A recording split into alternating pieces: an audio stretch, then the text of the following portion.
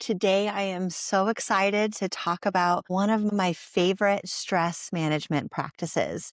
I've been calling it the inward turn. I'm really passionate about teaching about as many different types of stress management strategies that I can, because it's the number one thing that medical providers and women's health experts are asking women in midlife, and especially midlife moms, to focus on is their own self-care and their own stress management. And I think that that is really good advice, but it is way too general and not specific enough to speak to the heart of what the stress actually is, and then all the practices very specifically that can help us as midlife mamas navigate this chapter of our lives. And I think one of the hidden stressors kind of hiding in plain sight is just the volume of varied responsibilities that midlife women are holding in modern motherhood. I feel like it took me longer than I'd like to admit to catch on to the fact that even in my own life, I was waiting for when I thought things were going to slow down and get a little easier and a little less voluminous or a little less pressured or demanding. And so I was like, oh, this is just like a busy week or a busy couple weeks. And then once I get to that place on my calendar, then things are going to slow down. It's going to feel much more spacious. I thought that for like months and months and months before I finally caught on to the fact, like, oh, this is just the rigor of modern midlife motherhood. This isn't going away on its own. Like, I actually have to do things either to my schedule to get it to pace down and shrink, or I actually have to do things within myself to be able to not just maintain this pace day in and day out, but to feel like I'm actually enjoying my days in a deeper and more profound way. So it took me a moment to be like, oh, wait, this isn't just like a busy season. This is actually a busy chapter of my life. And I don't really know when it's going to slow down. But rather than waiting for it to slow down before I start doing an inward turn and managing that stress of always having something scheduled, always having multiple things competing for my attention, that's the stressor that's hiding in plain sight for most of us. We're dealing with a volume of responsibility and relying on a time in the future to start to attend to our inner needs. And that mismatch of a high volume on the outside and a low inward turn, a low amount of time to really go deeper and be more connected to ourselves, that is a hidden stressor. I mean, just pause and think about yourself, about your friends, not just like something that's a little bit spicy because it's soccer season or lacrosse season, but just take a look back. When was the last time it felt like very relaxed and like you didn't have a ton going on and it was super spacious and you were actually kind of bored and wanting to find something meaningful to fulfill your time? My guess is it's been some time since that was the case. And if that is the case for you, you have landed on something really sweet. I can't wait for you to use this inward turn to start to nurture that inner identity shift that you might be a part of and might actually have time to invest in. So this inward turn will work for you too. However, I am speaking to the mama whose work responsibilities don't pause, is at a place in her career where she's challenging herself, she's taking on new leadership responsibilities, and she's got a lot going on just to maintain the work that she's trying to do a good job at, regardless of any forward momentum that she might be experiencing in her work. I'm speaking to the mom whose kids are continually going through real things and important things that need our attention, need us to do some research, need us to get a little parenting support and parenting advice, and then also that require our emotional presence and mental and emotional energy before school, after school, and into the evening time. This is a wild time, isn't it? I was looking at my Instagram feed and getting ready to post some things for work, and I was like, oh my gosh, what all the information that I'm consuming either has to do with midlife and perimenopause and how to support our brains and our bodies in this season of life. And then also my feed is full of the parenting experts that I love, that I follow, that I learn scripts from, and that I get my feet underneath me with virtually so that I know how to support my son as he's going through new phases and needs new things from me. Think about that, like side by side, our own health and well-being changing and needing new information and new support, and then our kiddos' health and well-being changing and needing new information and new support.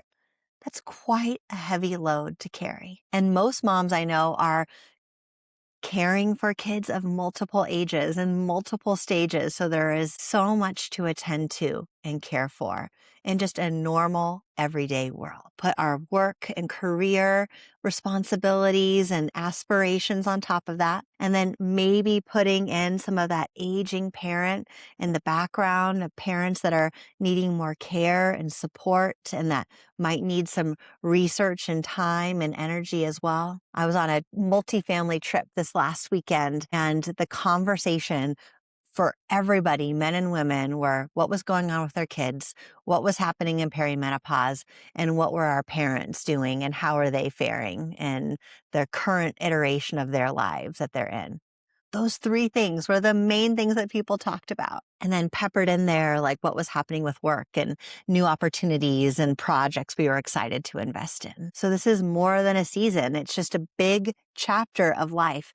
And so as women and as mothers, we need to have as many stress management strategies at our disposal that we can deploy as possible.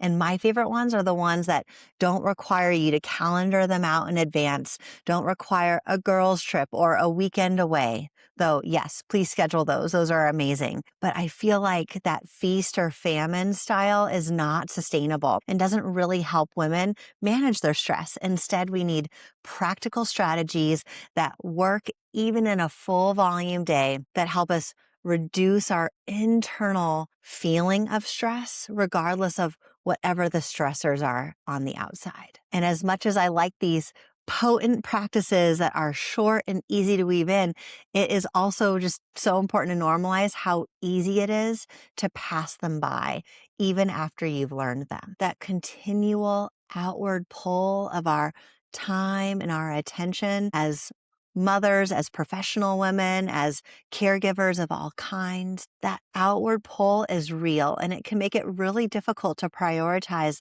the inward time that is most soul sustaining and nourishing. So when you notice, gosh, I'm really struggling to set aside time for myself or to do these stress management practices that Kara's offering me every week as they start to come on, I just want you to know that you're not alone and that you're not failing, but to really not underestimate how powerful that outward directional pull is on your mind and your body and your nervous system and your psyche. It's a real force to contend with.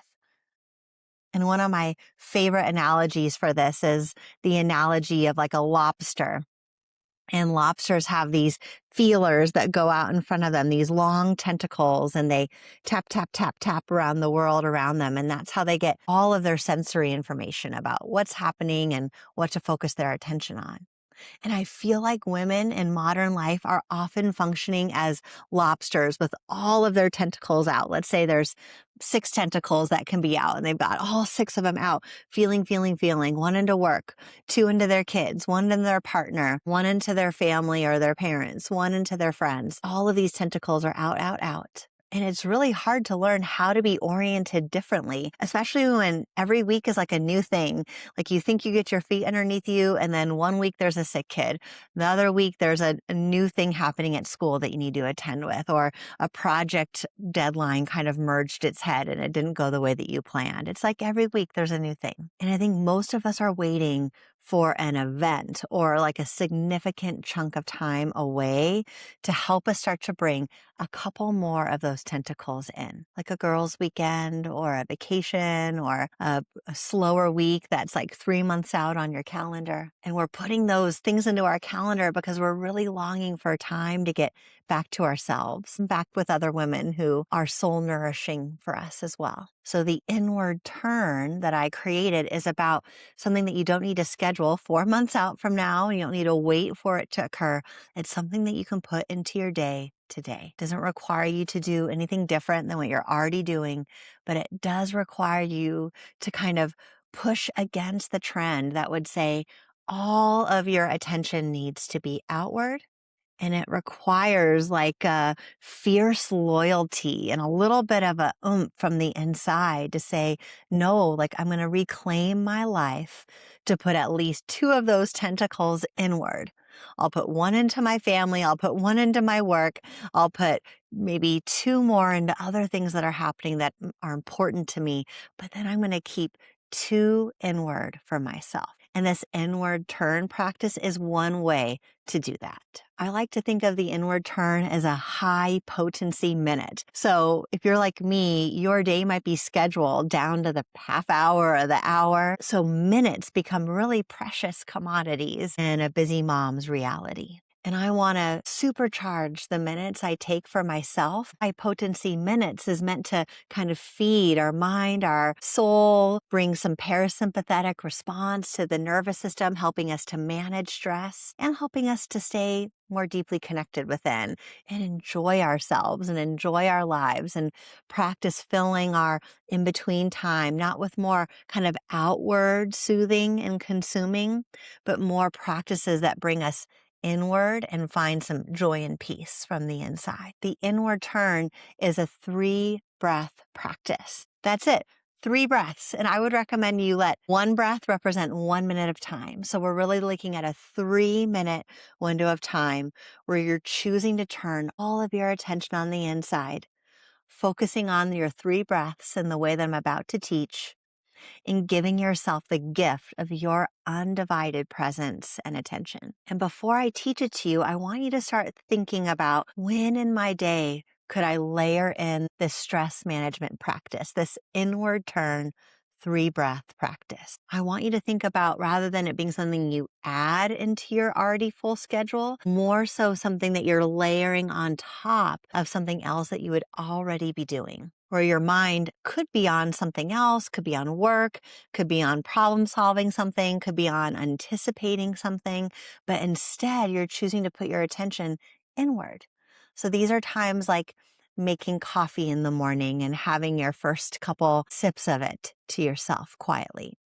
This could be between drop off and getting back to work when you've got maybe, I don't know how long your commute is, but however many minutes in the car that you have. If you have a dog and go on a dog walk, it could represent part of your daily dog walk practice. Or maybe it's when you're washing your face in the morning or in the evening. I recommend that you pick a time where you truly are alone, where it's not like you've got the kiddos buzzing around in the background ready to interrupt you at any time, but you've found this transitional moment, this in-between moment that is reliable for the most part for 3 minutes to be totally alone, if possible. If not, you can multitask it with kiddos in the room. You can just block the bathroom door and give yourself a few private minutes alone. So these are 3 precious minutes when you would normally like check your email or listen to a few more minutes on an audiobook or a podcast, or go onto Instagram and scroll for a little inspiration or information, or where you would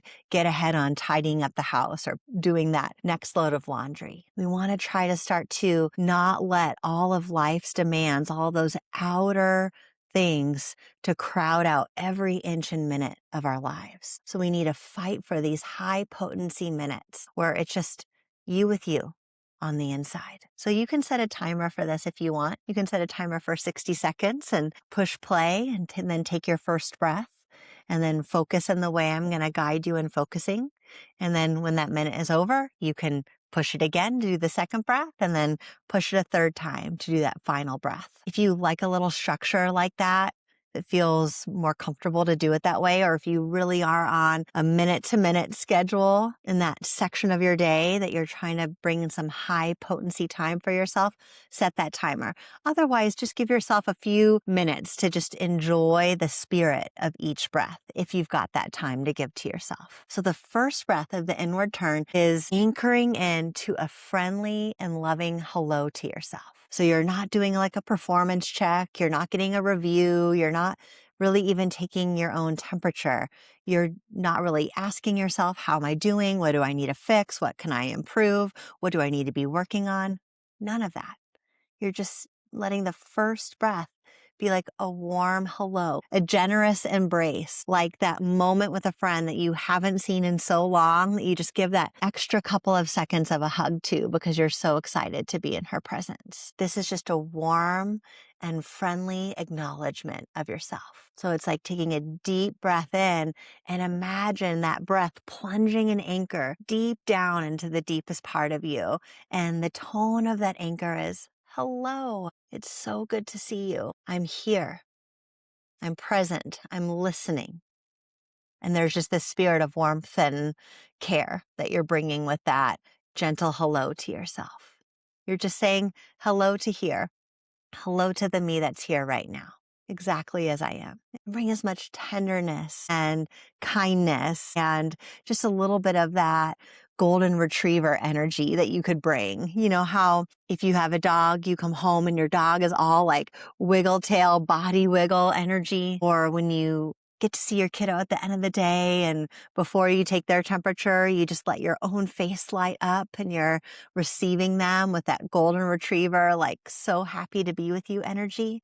That's the same energy that we want to bring into the first breath. And this kind of warmth that I'm talking about in the first breath doesn't have to overshadow anything you might be feeling. You can be feeling anything. You could be in a painful moment or an overwhelmed moment or a stressed out moment. That's okay. But we want to like kind of make the interior space big enough to hold whatever is here. And then also this choice of meeting yourself with warmth and care, kind of like taking a leadership space within yourself and being the leader that says, I'm going to turn inward and bring this chosen, warm and friendly and loving hello to myself. If you kind of want to linger in this warm hello for a little bit, you can turn your gaze around you, maybe your favorite mug of coffee or some beautiful flowers or some green leaves unfurling. If you're listening to this in spring at the time that I'm recording it, you can let that kind of warm hello that's represented in the first breath be like a generative loop. Like you look outside to something beautiful and then you turn your attention inward. You say, hi there. Hi, Kara. Hi, whatever your name is. I'm here. I'm paying attention here. And then you can look out, find something beautiful to look at, and then turn your attention back inside. Okay, are we ready for the second breath? Here it is. The second breath is asking yourself a question. What's here on the inside? And what am I noticing? And you're wanting to bring with you a spirit of just genuine, non-judgmental curiosity. Whatever is there gets to be there. You don't need to analyze what's there. You don't need to problem solve what's there. We just want to hold this second breath as a place of really generous noticing and observing. So we start with a warm and friendly hello, paying attention to the us that's on the inside and reestablishing a relationship with ourselves. And then we choose a second breath moment where we're suspending judgment for a little while. We're not trying to figure out what's going on or figure out why it's going on or figure out who's to blame for what's going on or figure out what we need to do next in our day. That would be more like going inward to go outward right away.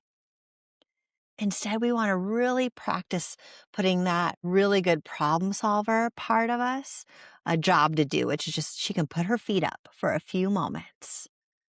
And instead, we're just bringing a warm and generous listening and observing presence to ourselves. What's here? What am I noticing? And as information comes up, you'll notice thoughts, you'll notice feelings, you'll notice things that are drawing your attention outward. You'll notice pressure coming from the inside or the outside. You'll notice a lot of things. And it's kind of like before you pepper your kiddo when you pick them up with questions and solutions and all of that. You're just trying to give a warm hello, and then you're trying to just take the temperature. What's here? What's going on? How are things going? You're practicing like I am with my kiddo, reading the room a little bit. All I want to do is ask him a million questions when I see him. I've missed him all day long. I haven't seen him for hours and hours. I want to know everything that's going on in his inner and outer world. And he's like, Mom, not right away. He's like, this is not what I need. What he really needs is just to feel that I'm there with him, excited to be with him, excited to see him, and just available for what's there and noticing and observing before we charge on with the rest of the day. Think of that second breath as genuinely asking yourself questions to figure out what's here, what am I noticing, how am I doing?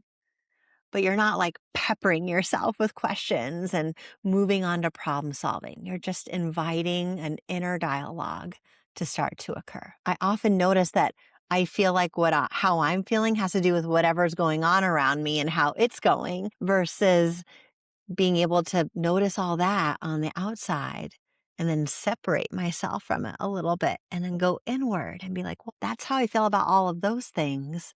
But how am I? How am I really? What's going on here? So your second breath is just keeping that inquiry gently inside. And I do recommend setting a little timer for yourself so that you're doing at least 60 seconds of this because it's so easy to get pulled outward when you're asking yourself questions about what you're noticing. So do your best over and over again to draw your attention back in. Once you notice something, don't explain it or solve it. Just say, okay, what else? And what else is happening? Just try to get the lay of the land for yourself a little bit without being so reactive to everything that you notice. And then the third breath is to choose an aligned action. So this is not a task that you're going to do. This is not checking in with your to-do list of things that you need to get done or accomplish or don't want to forget. Believe me, I have a running note for that as well. Just keep adding to that note throughout the day. This is aligned action is not a task. It's actually asking yourself, given the hello and the check-in that I just did, I've got some information about how I am. What is a quality or characteristic or a way of being that represents soothing and care and attending to that information that I got? So whatever information you got from breath 2, you're going to use that information to choose an aligned action or a way of being with yourself as you move throughout the rest of your day, given whatever that information was that you got. So if you got some information that you're just feeling really run down and fatigued, an aligned action could be, I'm going to go through my day feeling like I'm in second gear rather than fifth. To like keep motoring on in fifth gear would be to kind of do harm to the me that's feeling really fatigued and running down. So I'm going to likely do most of the things on my schedule, but I'm just going to do it with an energy and a pace that feels slower, more deliberate, giving myself some breaks, making sure I have ultimate nourishment, whether it be physical nourishment or soul nourishment to get me through the day. If in that check-in I felt like I was worried or stressed or anxious or afraid about something, that I would want to choose an aligned action or a way of being in my day that really took that felt experience into account. And so with an example like this, you could choose to do things differently or take your day into a different direction than you had previously scheduled. I don't know how early out you're scheduling yourself these days. If you're like me, it was like a schedule I made 2 to 3 months ago. But maybe last week you thought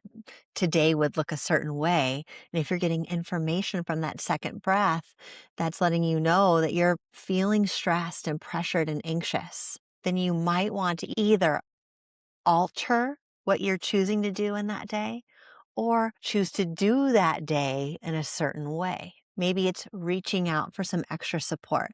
Maybe it's sending an SOS text to a friend to see if you can jump on a quick walk and talk in your lunch break. Or maybe it's reprioritizing some of your own internal priorities or deadlines to give yourself a little bit more spaciousness as you're moving through this bump of anxiety. Or maybe it's just knowing my inner talk needs to be really validating, really grounding today because I'm feeling off. And I want to make sure the way that I'm doing my day is with like the kind of friend that I would want on the inside of my head, helping me get through the things that I'm feeling worried about.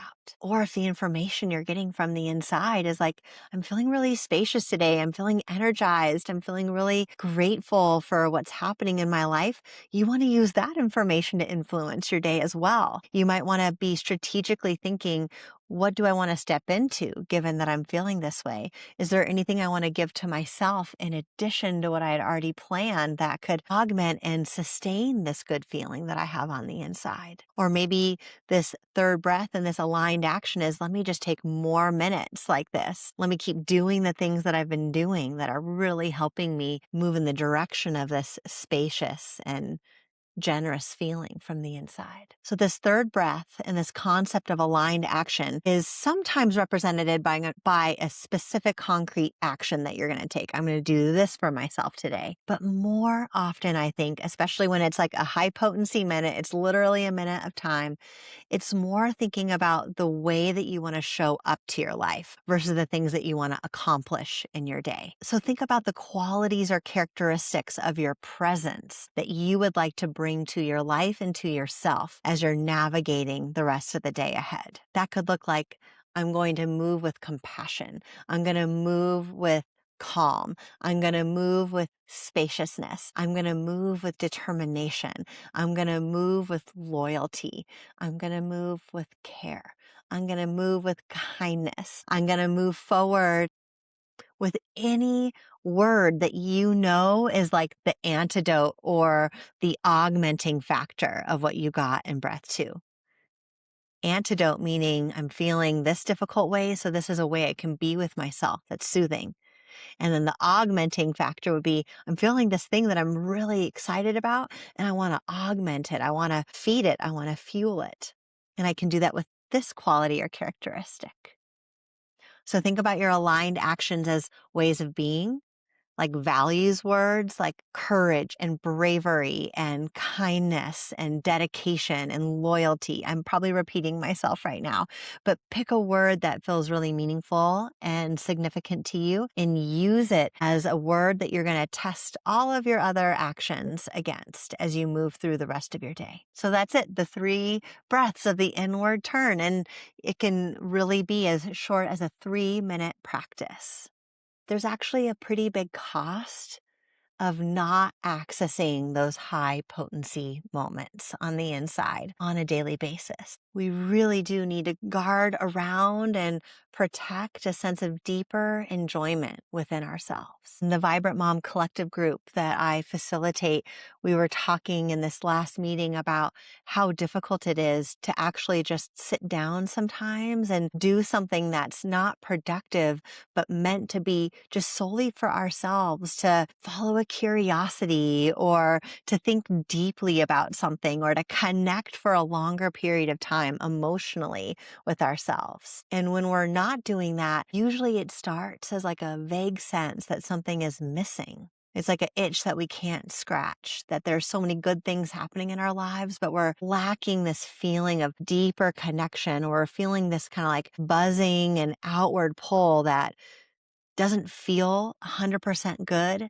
though we're kind of addicted to being out there. And when we're in the habit of kind of skimming over the surface of ourselves and our deeper inward life, what that feels like is a life that is full from the outside, and that one that we love living and one that we want to continue to live. But from the inside, it feels like a little anemic, like there isn't enough meat or sustenance to anchor us inward in a way that feels truly special and enjoyable. There are beauty and depths available inside each and every one of us. And it's like a key ingredient or like a key nutrient that even if we have everything else, if we don't have this key nutrient from the inside, think of it being your iron nutrient. If you have all the other nutrients, but you don't have this one on the inside, you're not going to feel as well as you could. We're talking about this like soul anemia that is so common to busy moms and modern motherhood. And that is, I think, an underlying culprit of ongoing stress. It is in part, and we think it is all the other stressors in our environment, but actually stress management from a mental health perspective looks like not necessarily changing the stressors out there, especially if they aren't able to be changed, but changing the way that we're relating to the stress on the inside. There could be a stressor in your environment that doesn't constantly read as a stressor in your internal world. Once we figured out how to relate to it skillfully, and one of those skillful habits is to be able to do this inward turn, to be more connected to yourself on a deeper way and starting to get a feel for when you've had tentacles out for too long and being able to put a couple feelers deep in on the inside. So I hope you'll try this inward turn, my friend, whether it be on your next walk or your next morning cup of coffee, or as you're washing your face in the morning before everyone is awake, or as you're washing your face at night after everyone has been tucked in. Save a little for yourself. I can't wait to hear from you how it feels to do this warm hello, this curious inquiry, and this soothing way of choosing a presence and choosing a quality of presence that you want to bring forward for your own benefit into the rest of your day. That's it for now, my friend. I hope you have a wonderful week, and I can't wait to talk to you again soon.